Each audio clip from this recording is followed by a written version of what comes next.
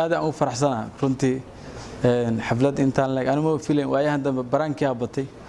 marka waxa isla laftirkeyga dhalinyaro ku soo dhaweeyay laakiin shaaha la wada caawa laakiin in la casheeyo kaamera la keeno boor la soo dhaweeyay laftirkeyga baraankii ugu noqotay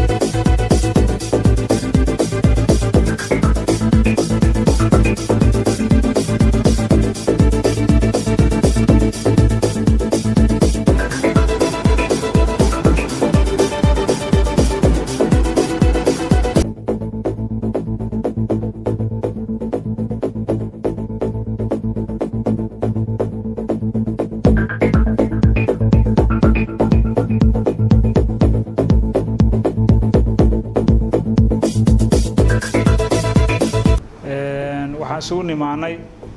qayb kamid ah waxyaabaha aan u jirno oo dhalinyartu inay ismideeyaan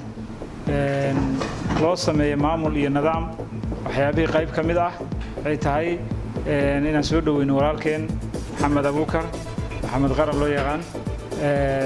oo dalka dib ugu soo laaftay mudana xoogaa waxbarasho iyo howlo dhankaas u maqnaay Kenya halena soo dhawow dadka meesha fadhiyo waa walaalaha waxaad uga tagtay ayagoo midaysan oo dhalinyaraha jiro gruubka ka horeeyay gruubkan kamid ah haddana in meeshii laga sii waday oo jiraan sidii u midaysan yihiin muhiimadeenu ay tahay waxa ugu horeeya oo qaban karnaa inay tahay in dadka cududeena iyo maskaxdeena iyo maalkeena midayno dad wax wada qabsan karnaan markaas naqan muhiimada dhalinyartu ay waasanta taas ka taas intaas markii la hela kadib waxa imaan kara wax kale la soo qaban karo laakiin inta la kala dhantaalan yahay ama la kala maqan yahay ama aan la iska warhayn waxa dhici karta in wax badan ay nagu dhaafaan marka waa ku mahadsan yihiin dhalinyarta sida wanaagsan uga soo qayb galeen waxaan isleeyahay ma ahayn shir aad loo iclaamiyo dadka guud ahaan la wada gaarsiiyay laakiin wuxuu ahaa shir kooban oo intii la heli karo oo ereyadan habeenadii sida badan ku wada shacab ku nasta markay shaqooyinka maalintii ka yimaadaan inta badan ayaan ugu talagalnay inay habeenkiisa arkaan intaas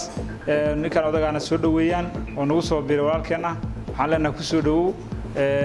garabkaadan taaganahay waa dhalinyartaadi waa walaalaha aan kula qaybsanaynaa farxadda inaad waxaan maayna waxaabi aad meesha u tagtay soo dhameysatay kuna soo laabatay waxaan rajaynayaa waa ku baahneed dhalinyaradu xubin kamid ah fircoon aad ahayd inaad meeshaadi ka sii wadi doonto halgankii iyo garab istaag dhalinyarada iyo in hore loo socdo dhalinyaradaanu ay wax naqdaan waxaan rajaynayaa hadda meel fiican ay marayaano rajadoodu oo dadka waxyaabaha la majeersado oo dadka la yiraahdo hadda markii la soo qaadayo habarcan waxa u dhisan dhalinyaro waa meesha kaliya hoofayo waxa ayaan waxa dhacay xogaa in isqabsi iyo meelo badan oo ka dhaca ama siyaasadda ha noqoto ama odayaasha ha noqoto qolada kaliya waxaan ahayn aan ku milmin oo barnaamijkaas aan ka qayb qaado waayo annaga hadafkeenu ma ahan inaan qolo la safarno ama qolo kala baalka muxuu ahay garab istaagno dad isheesta waxay tahay muhiimadeenu annaga inaan midnimada ilaalino haddii aan doorka u aragno markaas inaan ka qayb qaadan karno in heshiiyaan ay israacaan aan ka qayb qaadano haddaanan meeshaas qaybtaas ka qayb qaadan karin inaan annagu ku milno oo walba naqan ximinta fayow oo bulshadu ay ku tashato marka waxaan rajaynayaa waxaad dareemaydiin hadda waxyaaba ka bilaaban doona waxaa ka mid ah in nagula daysan doono bulshada kale oo magacana la wadaagta maalin dhawood waxaan arkaya group kale oo ayaguna doorasho sameynaa waxay ka mid tahay waxyaabahaas muddo ka bacdi markaan 2 sano 3 sano 4 sano annagu aan soo wadno oo intaas midnimada iyo simaashada iyo bulshada dadku ay arkaan in dad yaw kale ku soo biiri doonaan marka waa ku faraxsanaa qolo kasta oo samaysanayda nidaamna waa soo dhaweynaynaa waxaan leenahay ku soo dhawaada dhalinyartana waxaan leeyahay waxa ugu muhiim dadkeena gabigeena inaan wada gaarno maanta bisayl oo dadku aysan ku fikiraynin waxyaabaha hoose qof walba uu ku fikirayo dan waxaan rabaa inaan mar labaad iyo mar saddexaad aan u mahad celiyo asxaabta sharafta leh ee halkan fadhida ee isugu jirta noocyada kala duwan ee golayaasha iyo haweenka iyo dhalinyarada aqoon-yahanada iyo saraakiisha agaasimayaasha mar labaad iyo mar saddexaad waa mahadsantiina leeyahay waxaan rabaa inaan si gaar ah ugu mahad celiyo raggii soo qabanqaabiyey xafladan ee waqtigooda geliyey waxaan rabaa sidoo kale inaan u mahad celiyo walaalkeen filfil oo codbaahiye ama muuqaal baahiyaha naga caawiyey si gaar ah ugu mahad celinaa sidoo kale cabdiqani oo boorkaasna naga caawiyey oo mahad celinaa waana ku mahadsan yihiin waana wax loo baahan yahay in la iskaabo la isgarab qabto ragga kale ayagana ka qayb qaata ayagana kama marna oo mahad celinaa wayna ku mahadsan yihiin waxaan kaloo aad ugu faraxsanaa maanta ragga halkan fadhiya ee ka kooban beelweynta habar caano ee noocyada kala duwan leh inaan waagi hore waxaan sameyn jirnay inaan dadka jufo aan ugu qaybino dhahno 20 qofba 4 qofba jufo la siiyo loo qaybiyo waxaan arkayseen maanta dadka meeshan fadhiya inay saas aysan ku imaanin ay ku imaadeen yaa heli karnaa yaa noo dhow yaa meeshan soo gaari kara loo fiiriyay ku imaadeen xasleeya isbedel aan rajaynayo insha Allah hor loo sii socod doono oo ka gudbi doono inaan gadaal u naqano aan horna u sii dhaqaaqi doono sida meeshan ku waranba waxaan ka wada mideysanahay inaan hor u socono oo gadaal u naqan oo mideyno iskaxdeena iyo muruqeena iyo fikirkeena taladeena intaba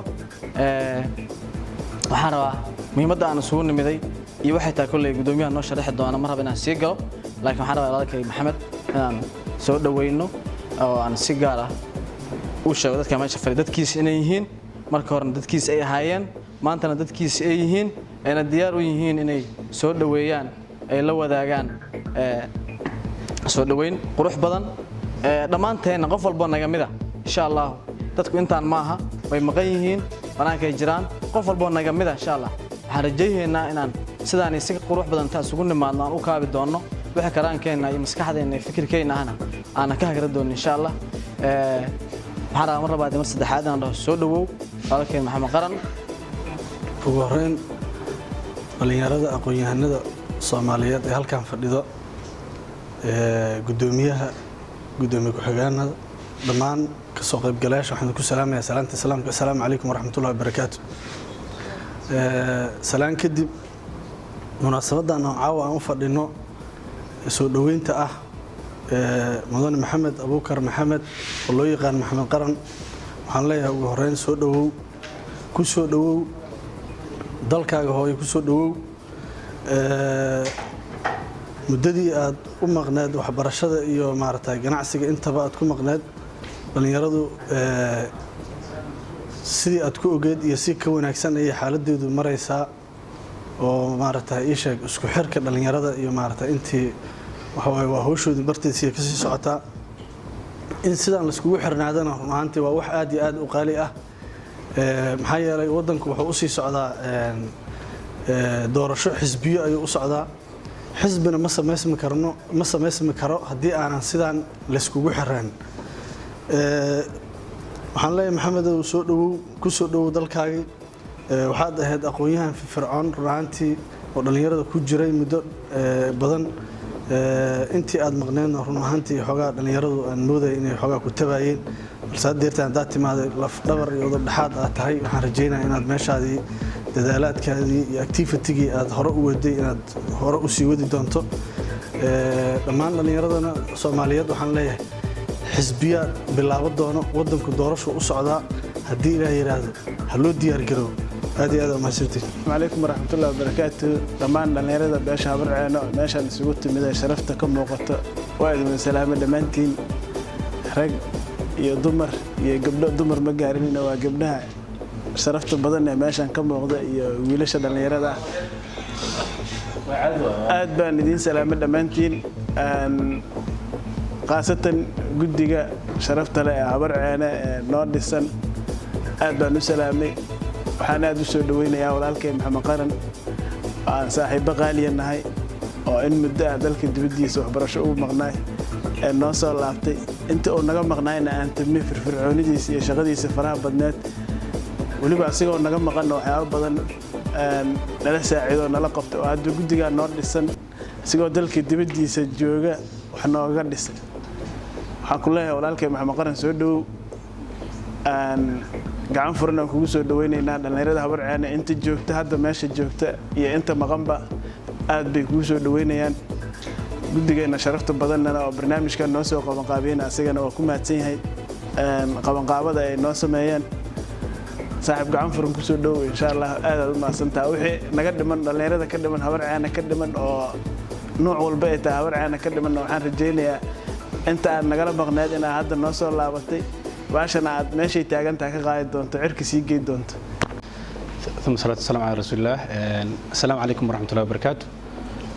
سلام كدب قفر بو حنكو سلامة يا مقعي ومقامكم كفردي كلن كان حقيقة عاوها فرحة قارية إن كسوق قبل المناسبة آتو قيمة بدن وأن كسود وين ورالكين محمد أبو بكر محمد قرن رنا هانتي وحن دريمة فرحة يسود وين في عن محمد قرن سن نوم قطبة مجلس وقرن وحنا نوم وجنا إنه قفتنا قيمة كله يهاي دلنا يرد أنت عن سود وين يسوق waxaan leeyahay walaal waxa tahay qof aan ku tashano soo dhawow waxaan ku rajaynayaa inaad maxay tahay horumarka iyo meesha laga filayo aad ka soo bixi doonto intaas kadib waxaan ku leeyahay waxaan nasiib u yeelatay in dhalinyarada beesha ay kugu soo dhaweeyaan maxay tahay roog cas ay kugu soo dhaweeyaan gacmo furan kugu soo dhaweeyaan qalbi furan waxaan ku leeyahay walaal soo dhawow waxaan kaloo ku faraxsanahay in dhalinyarada Habarceeno ay bariyahan daba sameynayeen aqoon-yahanada ay sameynayeen horumar kulamo badan oo soo dhaweynaa waxa u dambeeyay kulanka u dambeeyay ku soo dhaweynayeen ex minister Sheekh Cabdiraxmaan Janaqo kulankan waxa ku xigay Maxamed Abu Bakar Maxamed Qaran runtii waxaan dareemayaa in graafkeena kor u socdo in siyaasadeena iyo isku xirnaanteena ay kor u socoto waxaan dhiirigelinayaa gudoomiyaha Maxamed Cabdullaahi oo madaxiisa wax walba ku dhacayaan kulamadan qiimaha badan waxaan leeyahay unitigeena iyo awoodeena ay wax walba ku jiraan waxaa kaloo ku faraxsanahay in our diaspora community bulshadeena qurbaha ka imaanayso inaan kulamo saan u sameeyno dhiirigelino waxay keeni kartaa in anagana isjeclaano runtii hadalka ma sii badinaayo waxaan leeyahay unitiga iyo isku warqabka iyo isku xirnaanta hala sii badiyo waana soo dhaweynaa wax kasta oo horumar ah waa maasantiin wabillahi tawfiiq. Assalaamu calaykum waraxmatullaahi wabarakaatuh. qof kasta waxaan ku salaamayaa mansabka iyo hadafka iyo macnaha title-ka uu ku fadhiyaan ku salaamaa dhammaan ugu horeeya gudoomiyaha iyo guddigiisa gudoomiyaha golaha dhexe ku xigeenka asxaabtii gudoomiyihii hore dhammaan waan salaamayaa aad aan u faraxsanahay runtii xaflad intaan leeg anuma filayn waayahan dambe baraankii abatay marka waxa islaa la dirkeyga dhalinyaro ku soo dhaweeyay laakiin shaaha la wadaawa laakiin in la casheeyo kaamera la keeno boor la soo dhaweeyay laftigeey baraankii ugu noqotay marka waa ku faraxsanahay runtii waxaan dareemayaa يعني جعل كل سوق بي ولا تم السوق ولا إني مش هذا تاجنته Habarceeno runtii dhalinyaradeeda inta kamaana soo bilaaban 2016 soo bilaaban soo gudoomiyaha idin sheegay hadafka loo dhisay iyo wanaaga iyo waxa loo dhisay in la isbarto dadka walaalaha ah ee Habarceenada ay wax barata maadaama aqoon-yahan in dadka iska bartaan dadka ay dhex galaan walaalada wax la qaybsadaan kii wax barashada ka habsaamay wax barashada loo kordhiyo at least wixii soo macnaha scholarship la heli karo in at least lagu taro intaas loo macnaha Habarceen loo aasas markeeda hore inay kama shaqeeyeen siyaasad iyo laakiin dad nagu matalo at least wixii shaqo la geey karo in la raadiyo marka aadan u faraxsan runtii aadan kaamirada ugu cabsada marka waa ku faraxsana inay soo dhaweysaan sharaf ay tahay aad iyo aadan ugu faraxsanahay kulankaana kuma ekaan doonay kulan badan qaban doonaa insha Allah waxaan rajeynaa aad iyo aad aan kaga mahadcelinayaa ma santii walaalay sharafta leh